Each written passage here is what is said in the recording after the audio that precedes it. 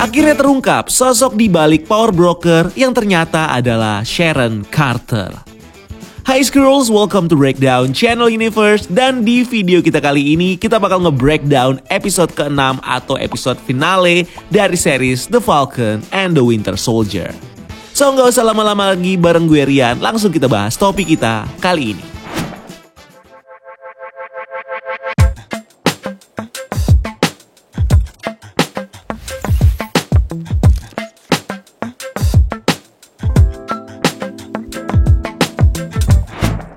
Nggak kerasa guys, setelah 1 bulan setengah, series Falcon and the Winter Soldier udah nemenin hari Jumat kita. Series ini akhirnya selesai juga di episode finalnya yang ke-6 dengan ngasih kita cerita tentang perubahan karakter Sam Wilson yang akhirnya jadi the real Captain America pengganti Steve Rogers.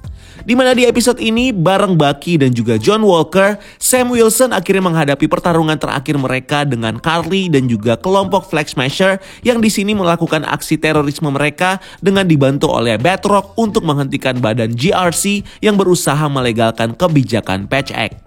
Nah, episode ini sendiri berjudul One World, One People yang merupakan slogan gerakan dari Flag Smasher yang akhirnya harus mengakhiri gerakan mereka setelah matinya pemimpin mereka yaitu Karli Morgenthau yang dibunuh oleh Sharon Carter. Dan juga para super soldier Flag Smasher yang semuanya mati karena ledakan yang dipicu oleh Osnick, pelayan dari Zemo, di saat para super soldier ini semua berusaha dibawa kabur oleh oknum dari Flag Smasher yang juga adalah tentara GRC. Dan ini tentunya bisa diketahui dan diantisipasi oleh Zemo walaupun dia sedang dikurung di penjara Ruff karena menyuruh pelayannya Osnick untuk meledakkan mereka semua sebelum para super soldier ini kabur dan memulai gerakannya kembali.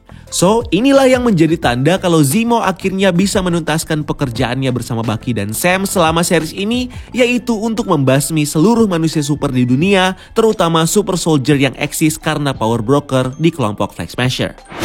Nah, sama seperti episode sebelumnya, di sini kita bisa ngelihat lagi bagaimana Karli yang berubah menjadi semakin kejam yang mungkin diakibatkan karena trauma kehilangan yang dia rasakan selama ini dan juga pengaruh dari serum super soldier di dalam tubuhnya yang kemudian semakin memperkuat emosi dari Karli hingga membuat dia jadi kejam.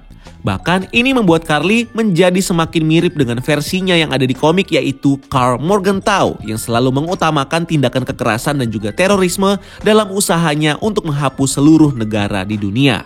Ini terlihat dari tindakan Karli yang gak segan-segan ingin membunuh para anggota GRC yang jadi sanderanya supaya bisa mengirimkan pesan gerakan mereka kepada dunia dan juga GRC untuk menghentikan kebijakan Patch Act. Selain itu, kemarahan dari Karli ini juga memuncak saat Karli berhadapan dengan orang yang sebelumnya diyakini dan percaya dengan ideologinya, yaitu Sam Wilson. Di sini Karli juga terlihat membenci Sam Wilson sebagai Kapten Amerika yang baru yang mungkin dianggap oleh Karli sebagai bentuk otorisasi pemerintah seperti John Walker. Sehingga ini ngebuat Karli terlihat berambisi membunuh Sam.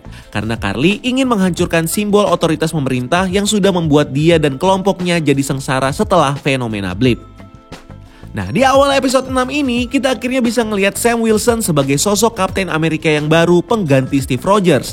Dimana agak berbeda dengan versi komiknya yang menceritakan Sam jadi Kapten Amerika setelah diwariskan oleh Steve Rogers karena kondisinya yang sudah tua karena melawan Iron Nail di Dimension Z.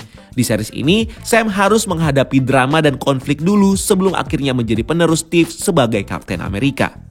Ini juga terjadi setelah John Walker gagal dalam misinya sebagai Kapten Amerika dan juga setelah Sam diyakinkan oleh Bucky dan juga Isaiah untuk mengambil mantle Kapten Amerika yang baru. Nah, sebagai Kapten Amerika, Sam tampil dengan kostum barunya yang diberikan oleh Bucky dan dibuat dengan teknologi Wakanda yang punya tampilan yang mirip banget dengan kostum Sam sebagai Kapten Amerika di versi komik dan juga mainannya, dengan sayap Falcon, shield Kapten Amerika dan juga corak Amerika yang ada di kostumnya. Lalu dengan kostum barunya ini, Sam kemudian menjalankan misinya untuk menghentikan Flag Smasher yang dibantu dengan persenjataan dari Power Broker dan juga Batroc. Dan di sini, Sam lalu bertarung dengan Batroc yang punya dendam kepada Sam karena membuatnya rugi besar di awal episode series ini. Dan kalau kita perhatikan pertarungan antara Sam dan juga Batroc, kita bisa melihat sedikit referensi dari pertarungan antara Kapten Amerika dan juga Batroc di film Captain America Winter Soldier. Dengan Sam yang melakukan gerakan yang sama seperti Steve Rogers saat mendorong Batroc dengan shield Kapten Amerikanya. Dalam misi ini, Sam juga tentunya dibantu oleh Bucky Barnes yang di sini seperti diakui oleh pemerintah sebagai tentara mereka dengan dipanggil sebagai Sergeant Buck. Dan juga dibantu Sharon Carter yang berhasil menyusup ke Amerika dari Madripoor dengan menggunakan device photostatic veil untuk menyamarkan wajahnya. Di mana device ini sendiri sebelumnya sempat digunakan oleh Black Widow di film Captain America Winter Soldier saat menyamar sebagai anggota Security Council Howley. Di sisi lain, John Walker yang di episode sebelumnya kita lihat menempa shieldnya sendiri akhirnya kembali beraksi di episode ini untuk menghentikan Karli yang bertanggung jawab atas kematian partnernya Lemar Hoskin. Nah, beda dari episode sebelumnya yang menggambarkan John Walker sebagai sosok yang kejam, di episode ini kita akhirnya diperlihatkan lagi dengan sisi kemanusiaan dari John Walker yang di salah satu scene terlihat lebih memilih untuk menyelamatkan para sandera GRC yang hampir jatuh dari konstruksi bangunan dan tidak mengejar Karli untuk memenuhi rasa balas dendamnya. Sehingga dengan masih adanya rasa kemanusiaan dalam diri John Walker, ini tentunya tidak membuat John Walker sepenuhnya jadi jahat dan masih punya jiwa kepahlawanan yang sebenarnya membuatnya perfect sebagai sosok hero di sini. Tapi nantinya kita tahu dia justru bakal jadi sosok anti-hero ya di MCU. Di scene lain, kita akhirnya bisa melihat John Walker yang kini resmi bekerja di bawah Valentina Allegra de Fontaine dengan kostum baru yang mirip seperti di versi komiknya dan juga julukan US Agent yang diberikan Val, yang merupakan identitas superhero dari John Walker di versi komiknya. Selain itu, kalau kita perhatikan backstory dari John Walker, yang di komiknya diceritakan dilatih dan bekerja untuk Commission on Superhuman Activities sebagai tentara dan juga mata-mata mereka, so mungkin saja sosok Val di sini adalah sosok salah satu agent dari komisi khusus pemerintah yang sepertinya adalah perwujudan dari Commission on Superhuman Activities, yang kalau di komiknya adalah komisi khusus di Amerika untuk mengontrol aktivitas para superhuman. So, kalau ternyata Val adalah agent dari Commission on Superhuman Activities, maka Val bisa jadi punya hubungan dengan sosok yang di sepanjang film MCU selalu berusaha untuk mengontrol para superhero, yaitu Thaddeus Ross. Nah, jadi Val di sini sepertinya memang bekerja untuk pemerintah. Ini dibuktikan dengan pertemuan Val dan John di episode sebelumnya yang berada di luar ruang sidang senator milik pemerintah. Begitu juga waktu Val memberikan kostum baru untuk John yang justru berada di ruangan sidang senator. Yang tentunya bukan orang sembarangan kan yang bisa masuk ke ruangan-ruangan itu. Selain itu, dengan Val yang mengetahui kalau Zemo adalah dalang di balik kematian sisa anggota Flag Smasher, Val bisa saja akan memanfaatkan potensi Zemo sebagai seorang strategis yang handal untuk bekerja di dalam tim hero Thunderbolt-nya nanti. Selanjutnya kalau kita ngelihat beberapa scene lainnya, kita bisa ngelihat bagaimana Sam Wilson menunjukkan kualitas dan juga kepantasannya sebagai Kapten Amerika yang baru. Di mana Sam tetap memberikan penghormatan kepada Karli meskipun dia adalah musuh dari Sam yang mencoba untuk membunuhnya di sepanjang series ini. Selain itu, sama seperti Steve Rogers, Sam di sini juga memberikan speech yang begitu menginspirasi bagi semua orang, termasuk kelompok GRC, dengan meng-highlight perjuangannya sebagai Kapten Amerika yang baru melawan stigma rasisme warga Amerika yang gak percaya sama orang kulit hitam. Dan ini kemudian digunakan Sam untuk mendorong GRC dan juga pemerintah Amerika supaya memberikan keadilan bagi para international displaced person yang ada di seluruh dunia jika mereka tidak ingin kelompok Flag Smasher bangkit lagi dan kembali melakukan aksi terorisme mereka. Bahkan di sini kita juga bisa melihat Sam yang menepati janjinya kepada Sharon dengan memberikannya amnesti dari pemerintah dan juga kepada Isaiah Bradley yang akhirnya bisa dikenang sebagai pahlawan Amerika setelah sebelumnya pemerintah mengeksploitasi dan juga menghapus sejarah dari Isaiah selama berpuluh-puluh tahun. Selanjutnya, kalau kita ngelihat beberapa scene yang ada di episode ini, kita kemudian bisa melihat Joaquin Torres yang di sini sepertinya sedang memperbaiki sesuatu, yang mungkin saja ini adalah Exo 7 suit milik Sam yang rusak di episode sebelumnya. So, bukan gak mungkin kita bakal melihat Joaquin yang bakal beraksi dengan kostum Exo 7-nya yang sudah diperbaiki dan mungkin di-upgrade lagi dan jadi sosok Falcon selanjutnya. Dimana dengan posisi Sam yang sekarang jadi Kapten Amerika, tentunya harus ada dong yang menggantikan Sam untuk jadi Falcon.